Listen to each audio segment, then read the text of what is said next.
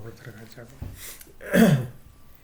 예, 지난주는 그러니까 우리가 이렇게 하면서 1시간 동안에 하면서 한 2개만 건져도 내 것으로 건지면 그것이 내가 그 DNA로 이제 화하는 그런 과정인데 지난주에는 무슨 말했지? 시엘의 요한이 우리 교회가 있는 한, 우리 기독교가 있는 한은 시엘의 요한은 항상 떠올라요. 한 가운데에 시엘의 요한이가 있어요. 그래서 시엘의 요한을 확실하게 금을 긋지 않으면은 그 영원한 중심이 돼버린 거야. 왜냐면 시엘의 자체가 그 요한이 만들었던 창조를 했거든. 그래서 아버님은 그것을 선을 그어서 잘한 것, 잘못한 것을 확실히 하고 또 원통한 그 하나님의 섭리를 참 실패했던 섭리가 그 누군가 하는 것을 밝히는데 시엘의 요한을 두고 밝혔어요. 그래서 그 누구냐 이요한 목사님 있지. 그 사람들이 아버님보다 더 잘해 말을 이렇게 방향을 트는 게. 그러니까 너 말 잘하니까 요한이라 하라 그래서 이요한이라 불렀다고. 그러니까 아버님이 그 예수님 때도 그렇게 이름을 많이 바꿔버려요. 그 제자들을. 그런 식으로 아버님이 그런 그 이름을 많이 바꿔서 이름 바꾼 사람은 영광이지. 근데 이제 문제는 또 책임이 있는 거야. 그 감당을 하면 영원히 그 이름이 빛나는데 이제 교회를 배반하거나 잘못되거나 그 최창림 그 분도 마찬가지. 일본 처음으로 가서 일본을 일으킨 구복기 성교사를 전도한 사람이거든. 그 사람이 누구냐면 창가 개총무야. 그러니까 사람이 타고나 운도 타고나고 능력도 타고나고. 그 둘이서 내가 끌고 그 쓰레기 주운 것이 저 일본 통일교거든. 근데 끝에 가서는 같이 안 해요. 내 생각하고 틀렸다는 거야. 그러니까 이 원리 말씀도 시대에 따라 그 발전에 따라서 틀린 거야. 그런데 그 영혼이 같이 안 만나고 죽었잖아. 그제? 오래 살았어요. 오래 살기도. 그러니까 최창님이 그분도 그 우리 역사에 그 일본 역사에 길이 빛나는 그 인물인데 그 참 아버님한테 그 절대 순종을 못한 이제 그 죄가 있지. 아무래도 이런 실적은 실적이고 내가 말하자면 천부를 헌금했다. 그 실적은 영원히 안 없어져요. 했던 실적은. 그러니까 우리 교회를 나갔어도 그 복음 받는단 말이야. 아버님 그 결론을 내리다고. 그 성가도 자기가 지어주고는 그 사람은 천재야. 또 그 당시에는 또 음악 천재가 돌아가지고 우리 성가를 세사미가 지고 다 지어버렸어. 그 어마어마한 한 40장 되는 것을. 근데 돈 내놓으라는 거야. 그걸 부르니까. 그래 나가서 식구들이 이거 음악을 없애버릴까요? 그러니까 아버님이 없애지 마라. 그 사람이 우리 교회에 들어와서 실적 만든 것만큼 그 사람 복을 받는다. 그것까지 빼볼 수가 없다. 그래가지고 돈 물어줬어요 또. 그리고 이제 고려인의 산책이라든가 그런 좋은 노래가 있는데 그걸 이제 안 해버렸어요. 안 불러요. 또 아버지 은혜, 하나님 은혜로 바꿨거든. 그것은 미국 사람 많이 불러요. 그 노래를 그 찬가를. 근데 한국 사람 안 부르잖아요. 그렇게 이제 이렇게 수없이 개국공신 다시 말하면 아버님이 세계 통일실력협회를 지을 때 모였던 사람이 있어요. 한 6인방이. 근데 거기 사람도 또 배반을 해. 이름을 빼버린 거야. 아예. 그런 경우가 있는데 그게 바로 세례 요한적인 사명이 뭐냐면 그분만 세례 요한이 아니고 이 하나님을 위해서 협조하고 메시아를 위해서 협조하는 그런 그 환경과 사람을 세례 요한이라 그래요. 그래서 예를 든다면은 경부 고속도로를 냈단 말이야. 그러면 한국을 이상세계로 만들고 세계에 자랑할 수 있는 거지가 돼서 너희들 착해라 그러면 똥개 바꾸긴 소리로 들리지 이 세계 사람들이. 근데 이렇게 한국 와보니까 깜짝 놀라거든. 그래야 개척을 하고 저렇게 하니까 그 개척을 누가 했냐면 우리 교회하고 거의 연관이 없는 이 다른 분들이 그걸 개척을 한 거야. 그래서 이제 메시아가 거기를 왔다 갔다 하면서 도로를 타고 그렇게 하니까 그건 무슨 사명을 해서 세례 요한적인 사명을 한 거야. 그러니까 우리가 안 해도 지금도 현실도 마찬가지. 현실도 대통령이 지금 저렇게 우리 가는 방향대로 가는데 그 방향은 또 세례 요한적인 사명을 하고 있다고. 근데 그분은 그분대로 자기 책임 분담위에서 우리가 연관을 맺어주면 되는데 그걸 못 맺을 때는 그것을 끝. 그래서 지금도 그 박 대통령이나 이승만 대통령을 막 올리고 또 올리려고 막 동상을 짓자 못자 하는데 우리 원리적인 안 물어볼 때는 이 중대한 그러니까 두렵고 떨리는 이 시대에 때를 놓쳐버린 거야. 아버님하고 접촉이 안 돼버린 거야. 그리고 정강원 목사도 정말 이 시대의 의인이야. 이 정광 목사가 아니면은 윤 대통령 당선 못했어. 그렇게 밤낮으로 일요일 날 오며 와서 그 데모를 4년간 했나 5년간 했나 서울에서 광장에서 그렇게 하니까 분위기가 살아서 십시일반으로 그 사람들이 찍어준 거 0.7%로 당선이 된 거거든. 근데 이제 지금도 미쳐 있어요. 그 사람이 완전히 얼마나 욕을 잘하는지 몰라. 막 그 자식이 홍준표 저한테도 그러고. 근데 그분이 신이 들렸어요. 근데 그분이 이 한국에서 볼 때는 그 사람이 영웅이다. 그 사람이 나라를 구했다. 근데 우리가 볼 때는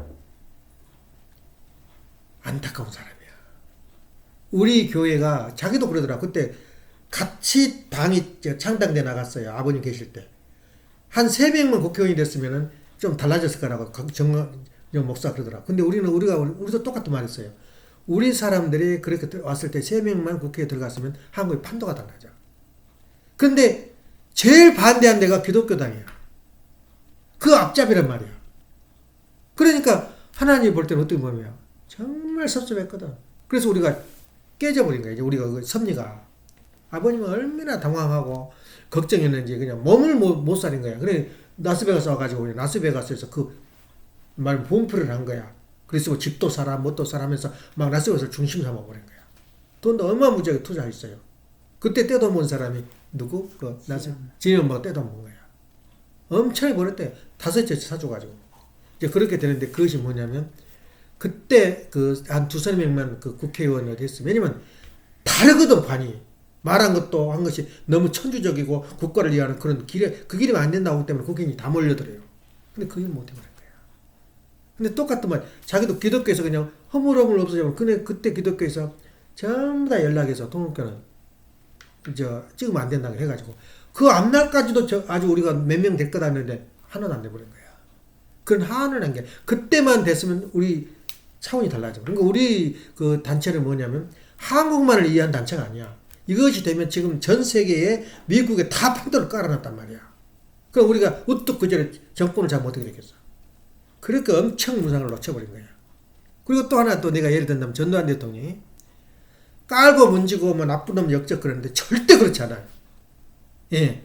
아버님이 협조해가지고 아버님이 잠재웠어요. 전 대통령을. 대통령을 세웠고 그 나라를 부강하는 것은 아버님이 뒤에 뿌리가 있어. 근데 누구 때문에 됐다 그러는데 그렇지 않아요. 그 배우는 아버님이 있다고. 또 소련이 무너진 것도 뭐 어떻게 됐다 뭐 배후에서 어떻게 했다 그러는데 그 배후에는 아버님이 있었어요. 그걸 누가 알아줘. 그러니까 그런 안타까운 사정을 보면은 우리가 오늘 어제 지난번에 강조했던 것이 뭐냐 최요한적인 사명을 가진 사람 누구나 다 세상에 태어나면 하늘에 도움이 돼. 근데 도움이 되는데 어디까지 됐느냐 그 말이에요. 그리고 자기가 살아야 될 거 아니야. 그건 놓쳐버린 거야. 메시아를 놓쳐버리면 다 놓쳐버린 거야. 일생 살면서. 그러니까 그런 의미에서 볼 때는 최요한적인 사명과 내가 어떤 그 사명을 가지고 있는가. 내가 1달러도 내가 뜻을 위해서 돈을 헌금을 했다면 그게 최요한적인 사명이야.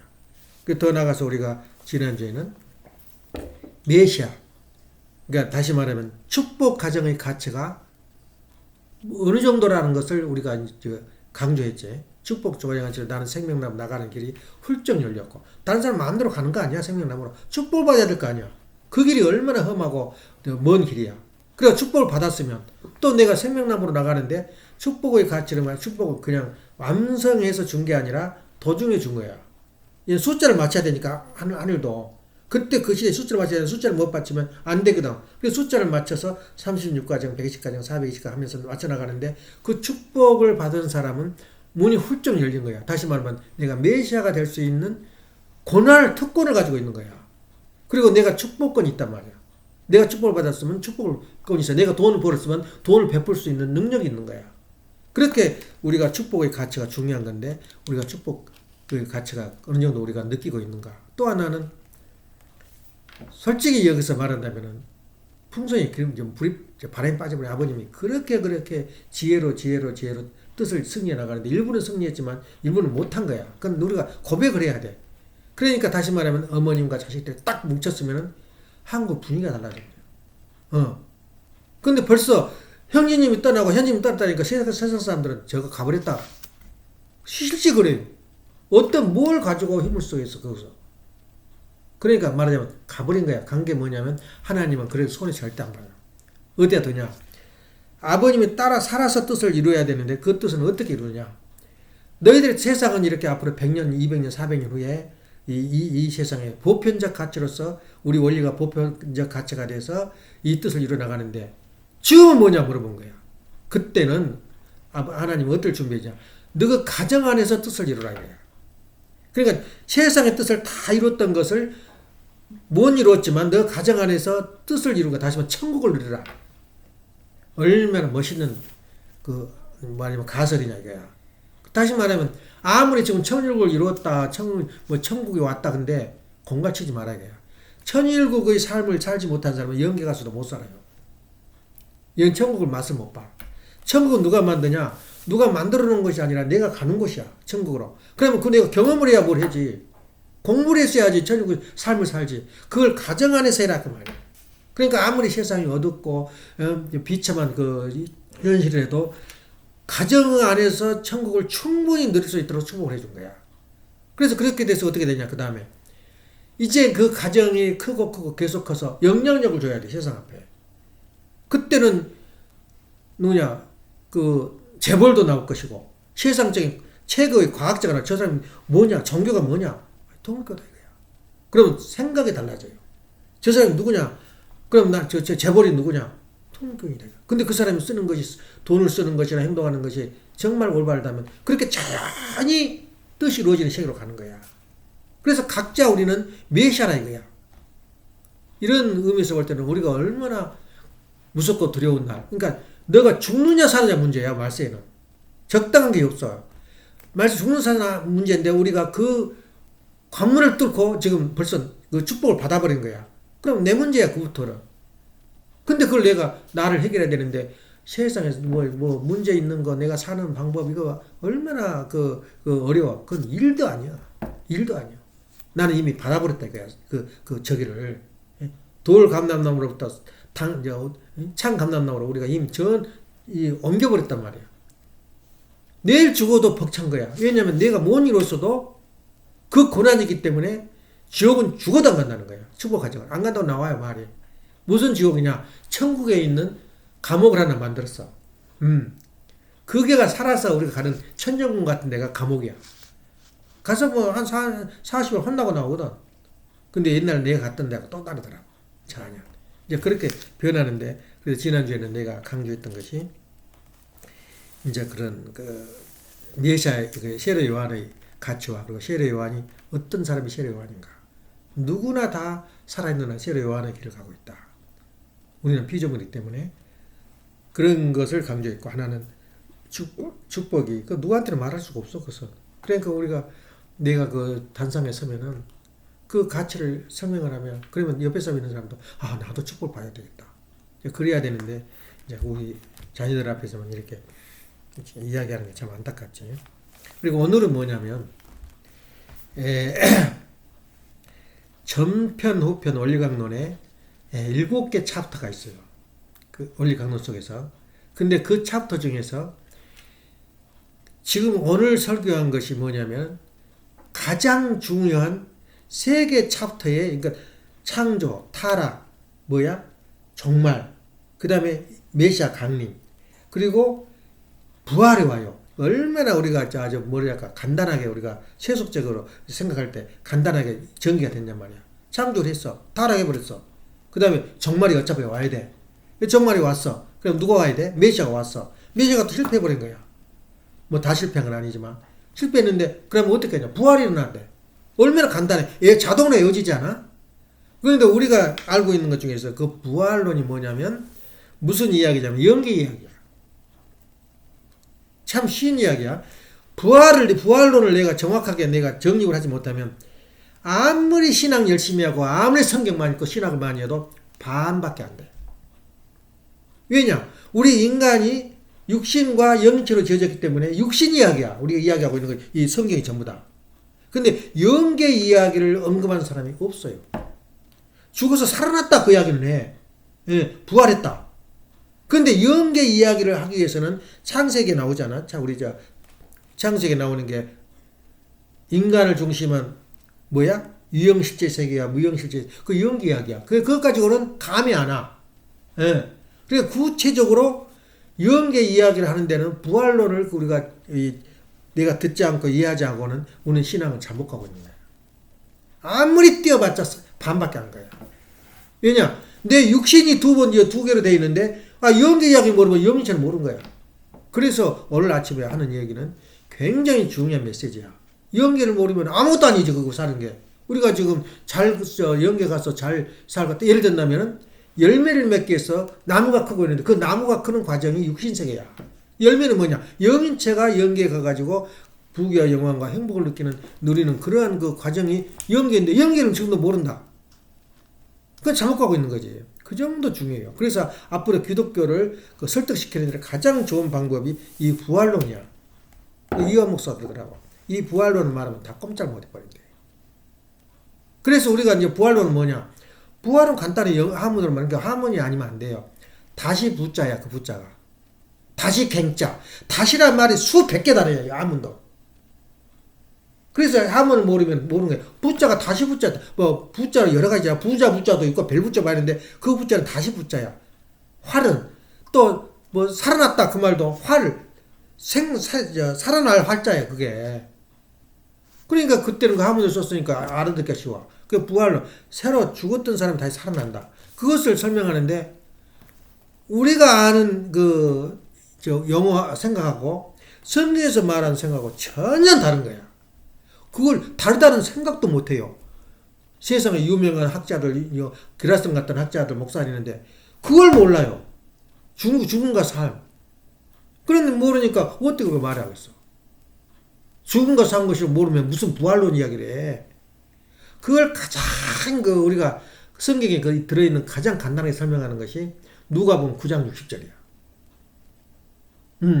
누가복음 9장 60절. 그러면 우리 성경에 다른 책이 있지만 애우지 마. 우리 원리강론에 응용되고 있는 그 성경 구절이면 그냥 최고 1급 목사가 될 수가 있어요. 부활 죽음과 삶을 구별하는 방법은 가장 먼저 무엇을 응용을 하냐면 누가복음 9장 60절.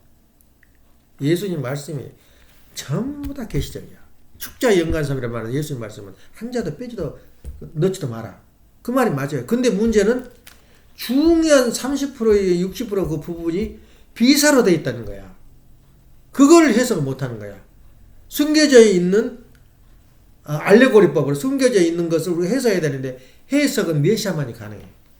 몰래 안 보여 눈에가. 절대 믿음이 바로 예수님을 구한다. 믿다 보니까 어떻게 돼버린지 알아?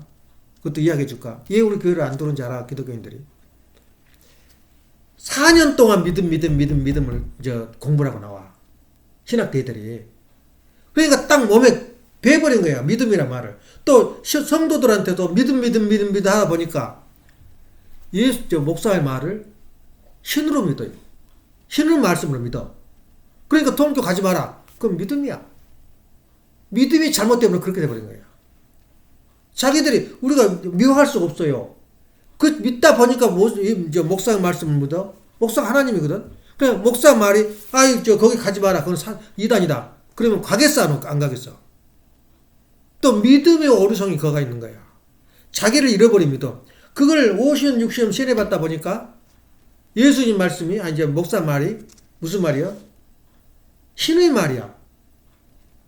100% 믿은 거야. 그러니까 이 목사들이 뭐라 그러냐 탁 가면서 예를 하나 들어볼게요. 인간이 우리하고 전혀 이 기독교가 두 개 맞고 전부 틀린 말이야. 자기들 하고 있는 게 어떻게 해서 이렇게 다 했는지 몰라. 뭐냐면은 정은우 목사도 그 이야기 하더라고.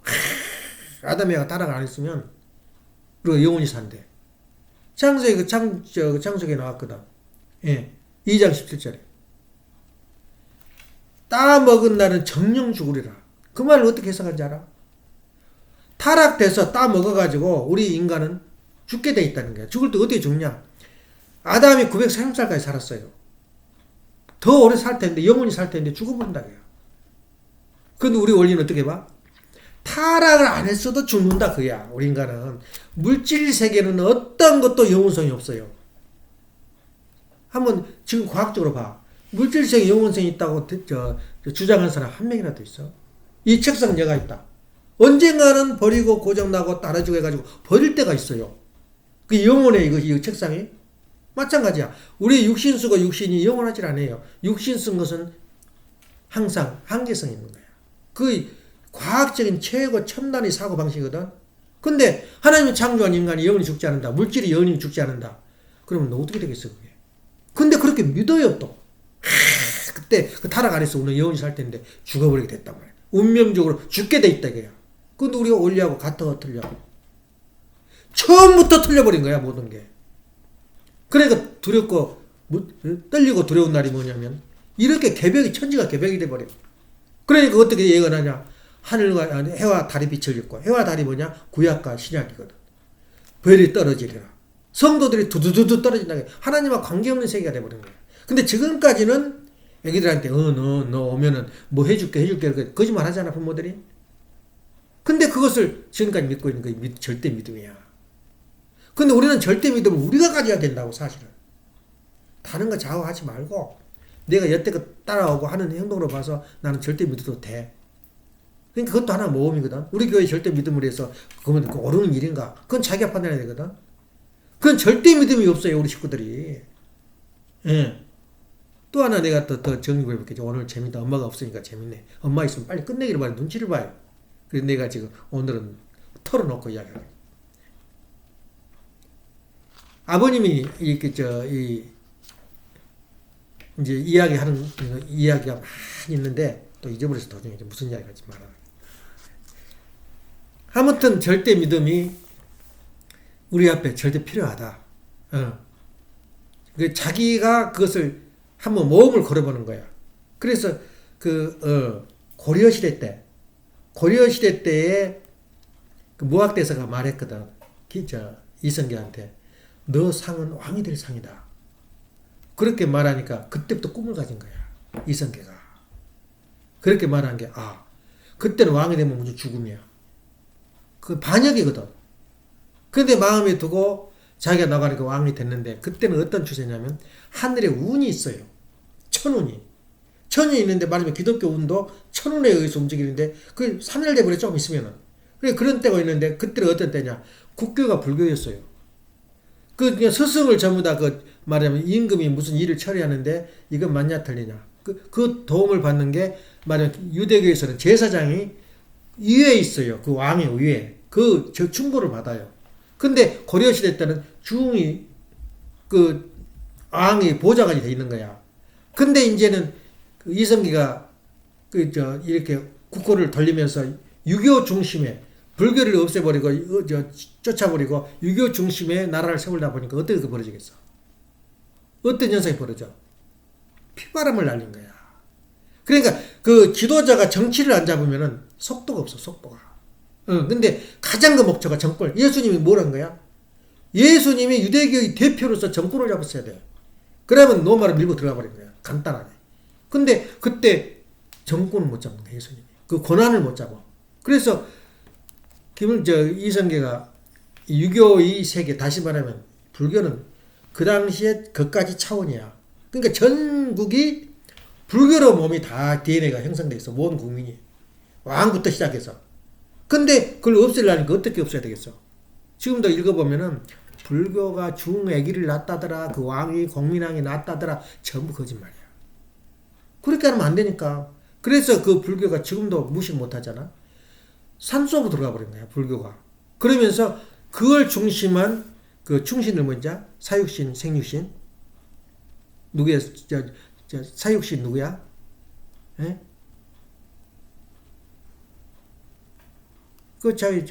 선축에서 죽었잖아. 응? 몽둥이 맞아서. 정몽주. 그 사람이 그 시대의 추세를 봐서는 바보 같은 생각이야. 이미 떠나버린 운세를 가지고 붙들고 있는 거야. 우리 왕이 최고다. 그래서 너 가서 나랑 같이 일하자. 그게 충신이야. 가운데 중자. 중심이 한번 잡으면 나라가 망했건 뭐든 나는 그걸 섬기겠다 이거야. 근데 충신의 도리가 좋기는 하지만은 그 시대를 못 따라간 거야. 충신의 도리가. 그렇게 보면 돼요. 충신한 게 뭐냐? 자기 중심이, 그래도 지금도 사람을 그 됨됨을 충신으로 보잖아. 왜 그러냐? 내 마음이 변하지 않았다 그 말이야. 근데 오히려 신석주는 변했어요. 그래서 숙주나물이라 그래. 그 콩나물이 금방 그날 되면 쉬어버려. 잘 쉰다고. 근데 누가 실질적으로 조선 이 대한민국 땅에 공적을 했냐? 신숙주가 그런 거야. 신숙주한테 부탁을 한 거야. 예? 그 왕이 우리 자식들 길러달라고. 그래서 저 7대 가신 중에 하나가 신숙주야. 근데 누구 운을 따라서 되냐 그 말이야. 근데 그러니까 충신이란 말은 그 당시 언어와 또 후대에 충신이란 어디가 충신인가 아닌가는 자기 마음이 변찮았다는 걸 좋게 보는 거야. 예를 들면 적군하고 나하고 싸웠을 때 너 항복해라. 그러면 죽인다. 너! 뒤로 나라를 망해서 난 죽는다. 그게 진짜 장군 아니야? 그것이 바로 우리가 보는 충신이 무엇인가. 그리고 그 세대를 따라야 되는가. 그래서 이방원이가 죽을 때까지 칼로 다 그 피바다를 만들어버려. 다 죽여버린 거야. 그 충신만 죽은 게 아니라 자기 반대파 이상한 놈들 전부 다 쓸어버린 거야. 심지어 이제 정도전이라고 6.25를 주창했던, 오히려 한양 천도를 주장했던 그 사람도 죽여버려. 그 가족도 전부 다. 저거 놔두면 안 되겠거든.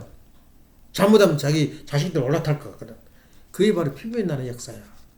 그래, 우리를 불러봐. 우리는 어디 자리에 서야 충신인가? 예. 어머님 쪽이냐, 자식들 쪽이냐. 그걸 생각하면 우리가 상당히 생각하는 범위가 나오지. 그래서 충신과 간신은 차이야.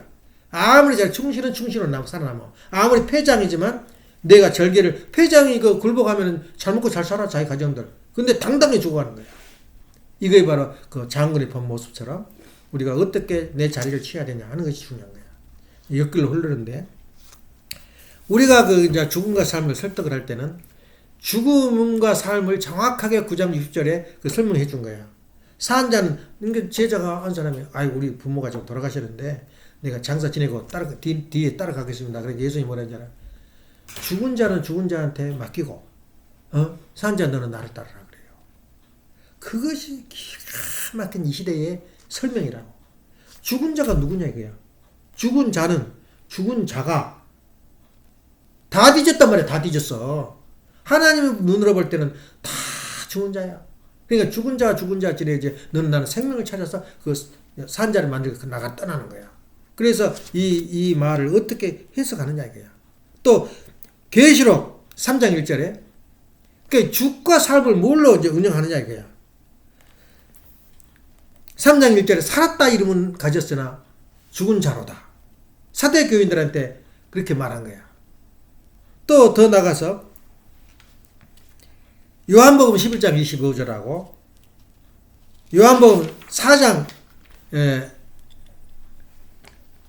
요한복음 5장 24절을 읽어보면 이것은 참 아주 굉장한 그 말씀이야. 나를 믿는 자는 죽어도 살겠고, 예. 무릇 살아서 믿는 자는 영원히 죽지 않은 자라 했어. 해석 되겠어 그게? 축자 영사성으로 문자 그대로 해석해봐. 살아서 나를 믿으면은 영원히 죽지 않은 자. 영원히 죽지 않은 사람 한 명이라도 있어? 기독교인들? 나를 살아서 믿는 사람은, 그러니까 나를 믿는 자는 죽어도 살겠고, 죽어도 얼른 살았단 말이야. 그리고 나를 믿는 자는, 살아서 믿는 자는 영원히 죽지 아니하다. 그건 너가 믿겠느냐? 기가 막힌 구절이야, 이 구절이. 어떻게 생각하겠냐? 또 요한복음 5장 24절에 내 말을 듣고 나 보내신 이를 믿는 자, 하나님을 믿는 자는, 그 말이야. 나 보내신 자를 믿는 자는 영생을 얻었고 심판에 이르지 아니하리니. 심판을 하나님이 저주라. 심판에 커맨드먼트지. 이제 커맨드먼트 아니고 영어로 뭐라 하죠? 저주한다는, 저주를 하지, 심판을 이르지 아니하고 사망에서 생명으로 옮게 하느니라. 예. 그렇기 때문에 그것을 해석을 뭘로 어떻게 하겠어? 사망으로 생명으로 옮게 하느니라. 이 말씀이 우리가 주로 쓰는 그 말씀이야. 그리고 내가 한번 양념으로 한번 더 첨가한다면, 영계의 세계는 어떤 세계냐? 예수를 모르고 죽은 사람. 그건 받겠어? 두 번째, 선행을 했지만 결과를 못 보고, 그러니까 억울하고 힘들게 살았는데 죽어버렸단 말이야. 그 영계에서 어떻게 되겠어? 그 다음에 악행을 한 사람은 그 영계에서 어떻게 되겠냐? 또 복잡해져요. 내가 엊그제 그 영화를 봤는데, 드라마를 봤는데 참 그 재밌더라고. 애기들 장난치는 거. 근데 애기들 막 이렇게 했다가 반일하고 반일하면서 재밌게 하는 건데, 그 30년을 젊어버려. 뭘 운석이 떨어져가지고 그걸 먹어가지고. 약이라고 주워 먹었는데 운석 뜯어 먹어가지고 30년 젊어져버렸는데, 젊어져가지고 이제 그 뒤에 알고 보니까 한계성이 있어요. 몇 년은, 아니, 얼마 동안, 40일 동안, 얼마 동안 그렇게 젊어서 청춘으로 다시 돌아와 버린 거야. 그 인류 최고 회장이, 기업 회장이. 근데 젊었으면 좋을 줄 알았는데 그 문제가 더 많아. 풀고 나갈 문제가 실제 인정을 안 해요. 예? 둘째는 이게 더 복잡해져, 일이. 내가 원래 사장이라는 걸 알고 있는 사람도 얼마나 복잡한지 그걸 좀 들었단 말했는데, 다시 말하면 젊어져도 큰일이더라고. 예. 말하면 그 이야기 복잡하고, 거기서 얻은 결론이 뭐냐면 젊어져도 문제가 있다. 예. 이제 그것을 내가 듣고는 좀 속으로 웃었는데, 그래서 우리가 여기서 이 성경을 어떻게 해석하냐. 그래서 부활론은 두 가지로 우리 교회에서 우리 올리가운데로 설명을 해요. 하나는 개념, 부활의 의미가 무엇인가를 세상에서 알고 있다고 없다고, 의미를 우리가 설명해주고, 두 번째는 방법. 그럼 내가 부활을 안다. 그럼 어떻게 부활을 받겠느냐. 그 방법을 2편에서 말해요. 그러니까 1편은 부활의 의미, 개념, 또 2편에서는 부활하는 방법. 산 사람은 어떻게 하고, 불교 다닌 사람은 어떻게 하고, 기독교 다닌 사람은 어떻게 하고, 또 그냥 교회도 모르고 아무것도 모르는 그 조상들은 어떻게 하고, 그 방법, 부활의 방법을 적나라하게 펼쳐준 것이 2편이야. 그래서 오늘은 무엇만 설명하겠냐. 간단하게 부활의 의미. 그러니까 부활은 우리 육신이 죽고 사는 것이 부활이 아니다 이거야.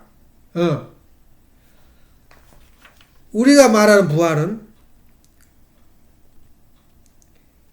아까 설명한 대로 영인체의 부활이에요.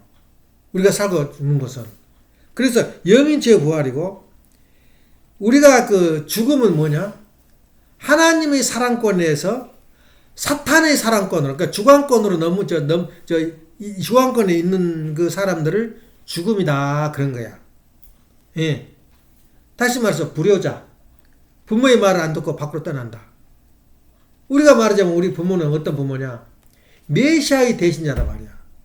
그러니까 부모가 부모님이 목사고, 부모님이 말하자면 메시아인데 부모님이 참부모고, 그 배반하면 어떻게 되겠어? 이미 죽은 자야. 예. 그 죽고 삶을 뭐냐면 하나님의 그 주관권에 들어있는 사람을 죽는 사람이라 그러고, 하나님의 주관권을 벗어나면 산 사람이다 그런 거야. 그럼 부활은 뭐냐? 부활은 사탄 주관권에서 하나님 주관권으로 넘어가는 과정을 부활이라 그 말이야. 얼마나 간단 명료하단 말이야. 우리 식구들 지금 제대로 외우고 있나? 방법은 이 다음에 이야기해요. 부활의 의미는 사탄 주관권에서 하나님 주관권으로 넘어가는 과정. 그것도 그냥 하냐? 복귀 섭리에 의해서, 시대적 혜택에 의해서 내가 그 과정을 우리가 부활해라. 그러면 되는 거죠. 끝난 거야. 내가 죽어 있으나 살아 있으나 어디에 있다? 하나님 품 안에 있다면 너는 살아 있다는 거야. 그러니까 사는 것도 과정이기 때문에 믿으면 다 끝나버린다. 쭉 빠지면 다 끝나버린다. 아니라 과정이란 말이야 지금. 내가 생명나무 하나님과 심정일체가 되는 거기까지 가야 할 우리가 과정이 있어요. 그걸 소위 지금 살고 있다. 부활이다. 어제보다 오늘 더 헌금을 많이 했다. 어제보다 오늘 더 말하자면 착한 일을 더 많이 했다. 그만큼 부활을 하고 있는 거야 내가. 그럼 어디까지 정점이 이르냐? 하나님을 듣기만 해도 눈물이 팡팡 쏟아져. 예. 너무나 원통하신 하나님. 뜻을 이루려다가 그것만 국회의원 3명만 됐다면 어떻게 됐겠느냐. 기가 막힌 거야. 보면은 어떻게 형언할 수가 없어요. 그 돈을 얼마나 투자했어? 하루아침에 닭을 만들어가지고. 이 하나님이 원한 거거든. 그 원통함. 상상만 해도 치가 떨려요. 다 왔는데 정상에 왔는데 다시 허물어져 버려요. 그걸 생각해 본 적 있어? 그냥 내가 교회 열심히 다니니까 내가 복 받아가지고 잘 살, 그런 생각이 나지. 하나님의 깊은 심오한 심정 속에 뛰어든 사람이 바로 하나님의 친자가 되는 거야. 그러니까 하나님의 그 심정을 알 때, 심정 일체가 될 때 내가 하나님이다. 그렇지만 나는 새끼 하나님이다. 그렇게 말한 거야. 그래서 하나님이냐, 나가 메시아 참부모냐, 아니냐. 그 쓰잘데없는 하고 있는 거야. 제2 하나님이고 새끼 메시아란 말이야. 영원히 그 아담과 헤아가 타락지 않았다면 우리가 접근할 수가 없어요. 그 말을 어떻게 우리말로 표현하냐면 똑같다. 하나님하고 내가 하나님이고 하나님이 나다. 그렇게 말할 수가 있어. 그렇지만 또 한편으로는 영원히 만날 수가 없는 하나님이야. 다시 말하면 부자주 관계를 그 표현을 해요. 아버지가 될 수 있어, 아들이? 같다면 피가 같이 흐르고 있다. 마음이 똑같다, 아버지하고. 근데 아들은 아들이고 부모는 부모예요. 그걸 어떻게 하나가 돼? 그래서 하나님, 우리가 맺은 결론은 하나님과 인간 관계는 부자주 관계다 이거야. 예. 부자 관계는 떨어질 수가 없는 일치된 사람이야.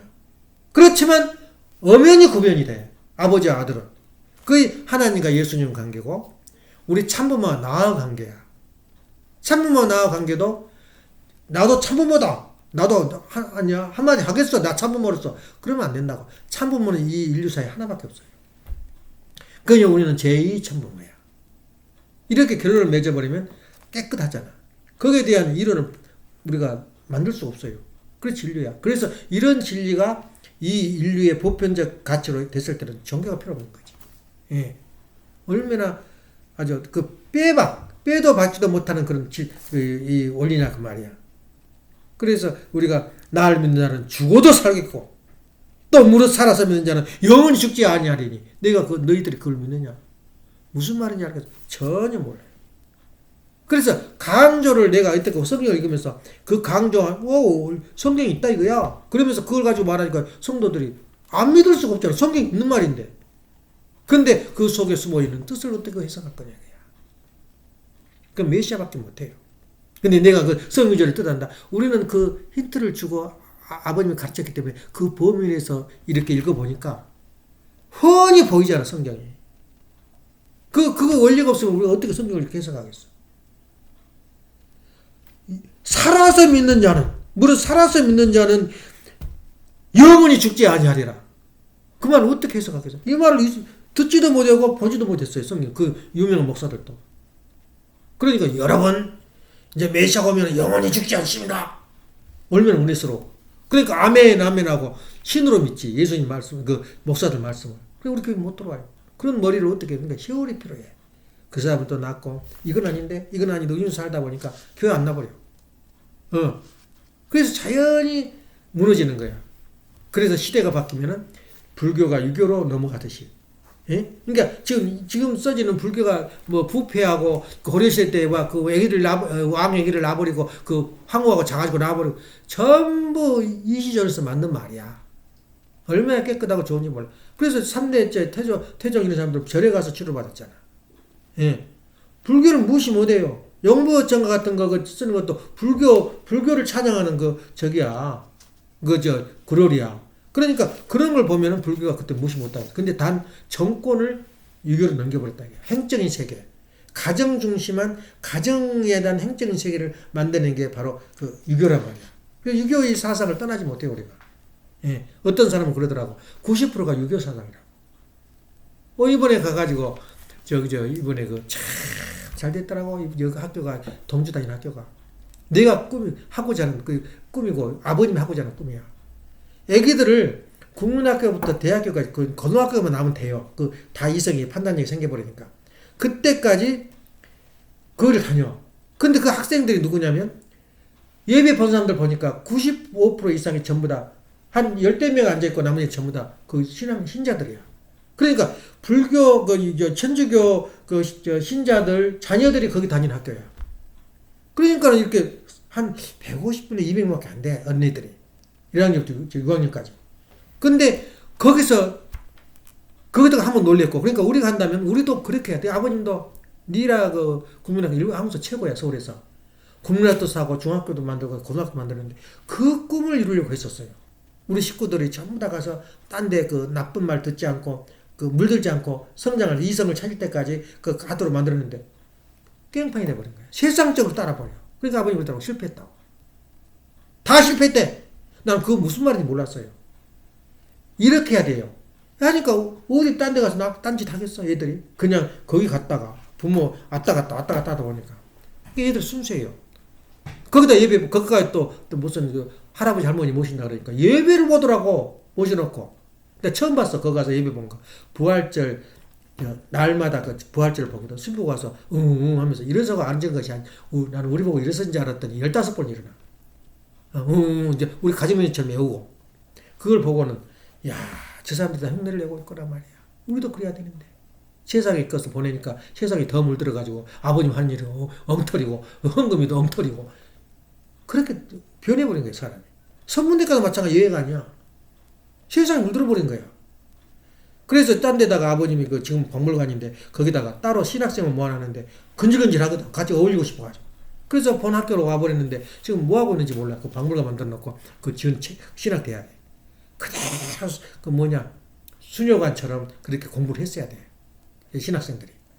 그런 의미에서 볼 때 참 부럽더라고. 그 학교가.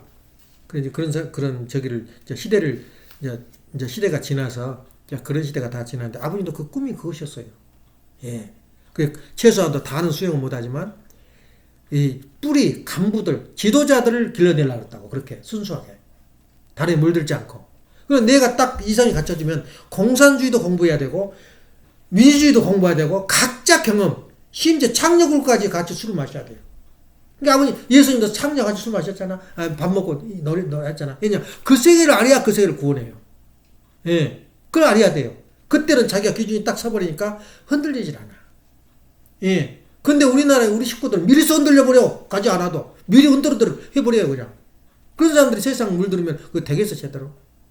그래서 그런 의미로 볼 때 참 잘하고 있다, 이렇게 생각이 드는데. 그래서 오늘 그 성경 해석이 성서는 옳다. 성서는 믿는다. 자기 신학을 신학대학도 그러고 목사도 그러고 그렇게 하다 보니까 성경 말씀이 모든 걸 믿어버린 거야. 목사님 말씀을. 모든 걸 믿은 사람이 어떻게 우리하고 접촉이 되겠어. 이거 아닌데? 이거 좀 현실에 안 맞는데? 그러고 찾아온 사람이 있냐 말이야. 완전히 로봇으로 변해버려. 그러니까 소위 공산 칼 막스는 뭐라 하냐면은 신의 기독교 이 공산주의자거나 이렇게 물질주의자들은 사르트도 그랬어요. 노예 신앙이다. 노예 신앙. 완전히 노예로 변해버렸다는 거야.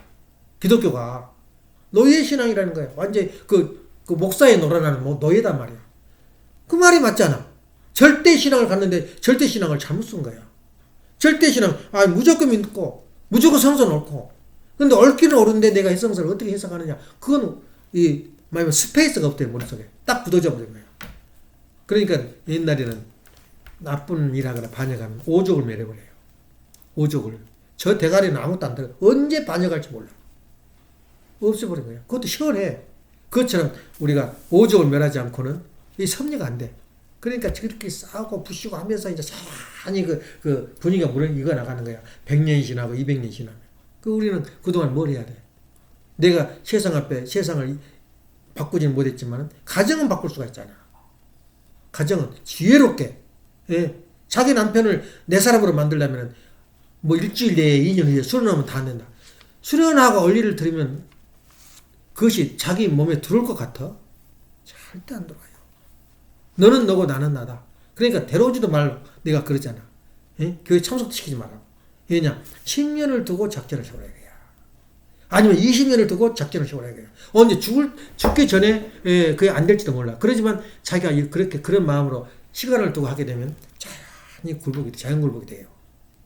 그러니까 자기 남편이 좀 엉뚱한 데가 있고 좀 우습다 그러면 저 10년을 20년을 두고 저는 우리 교회 이름은 썼지만 축복을 받았지만 내 마음에는 안 들어. 그러면 10년을 두고 전도를 해야 될 거 아니야. 부모가 남편이 부모를. 아내를. 이렇게 우리가 살아간다면 그게 바로 이상세계의 길이야. 내가 부활의 길을 가고 있다는 거야. 그래서 우리 오늘 아침에 하고자 말은 성경 구절, 네 구절. 살았으나 너희들이 살았을 때 믿으면 영원히 죽지 않으라. 그거 가능해, 그 해석이? 예? 미리 살아서 나를 믿으면 뭐라 그랬어요? 심판에 이르지 아니하. 무릇 살아서 믿는 자는 영원히 죽지 아니하리라. 그걸 뭘로 해석을 해? 누가복음 9장 60절. 죽은 자는 죽은 자가 장사케 하고 너는 나를 따르라. 그걸 뭘로 해석을 해? 문자 그대로 해석이 되란 말이야. 근데 편하게 그것을 이용해서 설교가지고 그 설교 다 나와요. 전부 거짓말이야. 그래서 이 해석은 누구만이 가능하다? 메시아만이 가능하다. 또 메시아가 할 때 그 순환의 길을 걸을 때 가장 용기를 주고 가장 힘이 되어준 분은 어머님이야. 그걸 알아야 돼. 이 돌면서 기가 막히거든. 식구들이 굶고 앉았고 사람은 없고 방란 어디서 쭉 꽂혀서 앉아있고 아버님이 순회를 하니까 돈은 보태자리인데 돈 한 푼 없어. 오히려 왔다 갔다 참 휘발유도 없어. 기가 막힐 거 아니야? 들어오니까는 천진난만하게 아름다운 여자가 앉아서 반갑게 웃는다고 맞이한단 말이야. 아버님 그 이야기를 해요. 그렇게 상마가 마음이 고달플 때 부인이 집에서 방긋방긋 웃으면서 기다리는 그 모습을 나를 얼마나 편안하게 해준지 모른다. 그 내용 읽어봤어. 아버님 그 내용을. 이렇게 살아왔어 우리 아버님. 가장 아버님이 따라오면서 그런 어려움과 고통을 같이 감당하면서 아버님을 이루었던 분이 누구야? 자식이야? 현지님이야? 형제님이야? 그런 실적이 있는 분이야. 근데 우리가 가지고 놀아? 아버님 안 계신다고? 충신이 뭐라 그랬어? 그거 하나만 기억해. 그거 하나만. 아버님을 따르시는 분. 그리고 내 예측도 그러지만 아버님도 그 이야기예요. 학력 있고 실력 있고 미녀들이 왔다면 못 살아남는데 예 아버님 그 짓 합니까? 이런 길을 가지. 그래 최씨 어머니가 그래서 도망간 거야. 너희들 모아놓고 끝도 갓도 없는 거야. 무슨 이야기를 하는데 그래서 똥물을 뿌려버린 거야 거기다가. 자기가 잠을 자려고 근데 청춘 이거 얼마나 나이가 젊어 안 온 거야 아버님이. 결국은 자기 검사 자기 오빠를 동원해가지고 없는 아버님이 어디 없는 동안에 다 때려 부셔버리고 목까지 갖다 때려 부셔버리고 싹 빼 가져가 버렸잖아. 아버님 사정해서 3년만 기다려라. 너 그러면 내가 아직 우연하지라도 안 할 거다. 이어버렸어요. 그러니까 그렇게 사람 마음은 몰라요. 그게 똑똑하다고 실력 있다고 섭리길 가냐? 그렇지 않아요. 좀 멍청한 사람. 단 겸손하고 순진한 사람이 그 뼛속에 들어있다 해요. 식구들은. 어떻게 그렇게 교회에 들어왔냐? 영적인 배경도 있지만 참으로 겸손한 사람들이 그 사람들이. 그래 2세 3세를 하니까 내가 아무리 읽어봐도 너희들 지금 사는 거 보면은 너무너무 순수해. 근데 잘못하면 이것이 내가 고난이 많고 어려우면 그것도 져버려 그것이. 다시 말하면 내가 농사를 지면서 뭘 느낀지 알아? 같은 나무를 심는데 환경과 토질이 다르면 나무가 변해요. 그 자체 감나무 자체가 변한다는 게 아니라 이상해져요. 그게 강해져. 맞아. 예를 든다면 마늘을 심는데 마늘이 8쪽이 정상이야. 어디 심어도 8쪽이 나와. 8쪽이 최고거든. 근데 딴 데다 심으니까 12쪽, 20쪽 변해버려. 토질이 안 맞으니까. 마찬가지로 우리가 아무리 순수하게 이렇게 태어났어도 세상에 거센 세상을 맞다 보면 내가 가지고 있는 순수성을 잃어버려요. 그걸 알아야 돼요. 그러니까 그런 순수성을 유지하도록 하려면 부모들이 잘 이상세계, 이상 가정을 이제 이루어 나가야 돼요. 다시 말하면 엄마하고 싸우면 아무리 좋게 지내고 10년을 좋게 지내도 한 번 엄마 아버지 붙어서 싸운 것을 자식이 보면 모든 걸 잃어버려요. 아 엄마 아버지가 저런 문제가 있구나 말이야. 마음이 딱 가슴에 와버려요. 이 10년을 살았던 건 어디 가버려. 그게 어린애의 마음이라고. 그래도 마찬가지로 우리가 어린애의 마음이야. 어머님 하는 일이 좀 이상하다. 에? 그러면서 떠나버린 거야. 그게 어린애의 마음이지. 어머님이 걸었던 지금까지 실적과 행적을 보면은 좀 이상하지만 그 감자고 들어와. 당신 건물 당신이 파는 거 내가 뭐래 우리가. 못해. 나 같으면 절대 안 팔고 이 사수해라는 걸 헌금해가지고 이거 진행 유지해라. 그럴 건데 그냥 끝나잖아. 그렇지만 그 신도의 세계 내가 정몽주가 했던 그 충심의 마음은 변치 말아야지. 예. 그런 의미에서 우리가 부활론은 이론이 아니야. 하나 학문이 아니란 말이야. 내 문제야 내 문제. 예. 내가 지금 오늘 죽어있느냐 살아있느냐. 내 문제란 말이야. 그걸 모르고 부활론은 뭐 남한테 설 때는 그냥 신을 받아가지고 막 떠버려야 되는데 자기는 그렇게 삶을 못 살아요. 문제는 내 문제거든. 그래서 오늘은 간단하지. 결론. 부활이란 사탄 주관권에서 하나님 주관권으로 넘어가는 복귀 섭리에 의해서 넘어가는 과정적 현상을 부활이라 한다. 이거 하나만 가지고 어느 박사하고 비교해. 어느 신학자하고 싸우냐 말이야. 아무것도 아닌 다른 사람들. 이 말 한마디가 전체를 커버한다고. 부활은 뭐라고? 죽음은 뭐라고? 죽음은 사탄권에 있는 걸 죽음이라고. 삶은 하나님권에 있는 걸 하나님권이다. 근데 주관권이다. 그 말은 하나님이 주관하는 건 뭐냐? 사랑이야. 그러니까 하나님이 사랑권에 있는 것을 살았다. 그 말이야. 그러니까 죽어도 살겠고 그 말이 뭐냐? 너가 시체가 없어지고 무덤으로 가더라도 너는 살았다 이거야. 영계 가면. 예. 살았다 이거야. 상상만 해봐봐. 나는 영원히 죽지 않아요. 응? 근데 너 상상해봤나? 나는 보면 5년, 10년이야. 긴 거리 아니야.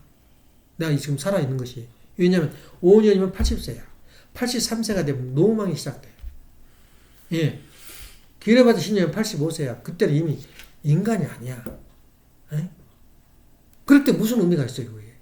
그건 죽어줘야지. 연기를 떠나야지. 그 살아서 뭐 할까? 영원히 살아서. 그래, 지금도 그 현상이잖아. 자기 부모를 무슨 못에 맡기잖아, 어디. 예? 한국서도. 간병은 씌워놓고. 근데 영원히 살아버려, 그냥. 내가 이 세상에 살아서 세례 요한적인 사명을 할 때까지가 내 생명이야. 그런데 내가 오히려 도움을 받고 내가 남한테 도움이 되지 않은 사람은 이미 세례 요한적인 사명이 떠난 거야. 그때는 연기에 가야지. 하나도 이상하지 않아요. 그래서 어머님한테도 엄마도 계시를 받더라니까. 아버님 무슨 말 하는지 알아? 당신도 그 스스로 축복을 받아요. 어머님 아버님 세워놓고. 또 어머님한테 상을 줘요. 내가 참 좀 어이가 없더라고. 내 마음에는 또 어이가 없어요. 그것이 3번을 축복을 받아야 된다. 그래서 3번 축복 받은 사람 누가 있어? 가다 한 번 받고 죽어버린 사람인데 3번 축복이라는 것은 무슨 말이냐? 아버지 어머니 보고 엄마가 그걸 쳤더라니까. 내 죄가 그동안에 쩔었어. 축복을 받고 많이 했는데 죄 진 게 많아. 어? 그걸 한 단계 또 닦아줘. 제2 축복. 또 한 단계 닦아줘. 재창복죠. 거기에 참여하면 내가 지금 실수하고 잘못된 걸 다 닦아줘. 용서하면. 그냥 그 순간에 죽어버렸다. 그럼 난 죄 없어. 아무것도 없어요. 그래서 3번 축복을 받아라. 그 말은 3번이 받으면서 너 죄를 다 없다고 인정해주마 하는 과정. 다시 말해서 큰 행사가 있으면 그 조건으로 특별히 은사를 해줘요. 그러니까 무조건 참석해야 돼. 근데 삐끗삐끗 속으로 웃잖아. 나 무슨 죄가 있다고 무슨 뭐 딴짓 했다고 내가 받아. 그래서 아는 사람 많아요. 근데 문제는 과연 너가 생명나무로 향하는 그 걸음걸이에서 때가 안 묻는 일이 있었냐. 그래서 형진이 왔을 때는 술 마신 사람, 담배 피운 사람 다 개박살을 내잖아. 빠따 죽도 두드려 패고 8일씩 다 금식했잖아. 그게 뭐냐? 축복을 시켜주는 거야. 그러니까 축복이란 말은 은사를 베푼다. 그 말이 뭐냐면 그건 축복이야. 이 성주를 마시는 건 축복이야. 축복이라는 뜻을 다른 말로 말하면 원죄를 없애주는 거야. 우리가 참석했잖아. 근데 나는 좀 이중 목적을 가졌지. 흥 갖다 주러. 에? 엄마가 꺼내는데 정신이 없는 게 3개를 꺼내니까 봉투를. 그렇게 한 거야. 그래서 우리가 오늘 아침에 꼭 간직할 것은 내가 오늘 죽고 있느냐, 살고 있느냐, 그리고 하나님이 축복한 그 축복권, 메시아 와가지고 내가 천국을 누리는데 세상에 다 천국이 돼서 천국을 내가 누리면 얼마나 좋겠어. 그러지만 세상은 천국을 못 누려도 나만으로 누려야 될 거 아니냐. 이게 세계와 나야. 내 가정. 이걸 누리지 못하면 천국은 없어요. 천국은 없다고. 기도합시다. 사랑하시는 여러분, 존귀하시는 천지인 부모님. 영계 이야기가 이렇게 귀중하고 엄청난 내용을 가지고 있다는 것을 느끼게 됩니다. 살아서 나를 믿는 자는 무릇 영원히 죽지 않는다고 하신 예수님의 말씀이 여기에서 해명된다는 것을 알게 되었습니다. 죽은 자는 죽은 자가 장사지내게 하고 너는 나를 따르라고 하신 그 말씀이 지금까지도 해명을 못하고 다른 길로 가고 있는 수많은 무리들을 바라볼 때 얼마나 안타깝고 애로우신 하나님이란 것을 저희들이 항상 생각하고 오늘 또 참 자녀로서의 참 가정으로서의 의로운 생활을 할 수 있도록 허락주신 하나님 부모님, 천군 천사가 이 가정을 돌보고 천군 천사가 이 가정을 지켜주는 귀한 자리가 될 수 있도록 허락해 주시고 축복받은 모든 가정들이 이 은사를 온전히 받아들여서 행복한 가정, 건강한 가정, 통일된 가정, 평화의 가정이 될 수 있도록 아버지께서 역사하여 주시옵소서. 이 소자는 이루어질 수 없는 꿈을 기도로 드리고 있습니다. 뉴저지, 펜실베니아, 필라델피아 아파트에 살고 있는 우리 축복 가정들, 축복 자녀들 아버지께서 돌봐 주시옵소서 하고 날마다 기도하고 있습니다만은 과연 그것이 이루어질지 이룰 수 있는지 우리 참 어머님, 참 자녀들과 평화가 있게 하여 주소서 하고 기도하는 건데 기도하는 내용이 이루어질 수 있을 것인지 이루어질 수 없을 것인지 저희들은 알 수 없습니다. 그러나 저는 기도할 수밖에 없다는 것을 느끼게 됩니다. 한국에 있는 사랑하는 친지 형제들을 위해서 수없이 날마다 기도하고 있습니다만 과연 행복한 길을 가고 있는지 평화의 길을 가고 있는지 저는 알 수가 없습니다만 그렇게 할 수밖에 없는 저희들의 입장이라는 것을 항상 느끼게 됩니다. 아버지께서 돌봐주셔서 기적이 일어나게 하여 주시고 아버지의 꿈이 가정을 통해서 일어날 수 있도록 인도하여 주시옵소서. 모든 말씀 축복의 중심가정 김종환 하늘 가정으로 보고하며 아뢰옵나이다. 아주 이상으로서 은혜를 마치겠습니다.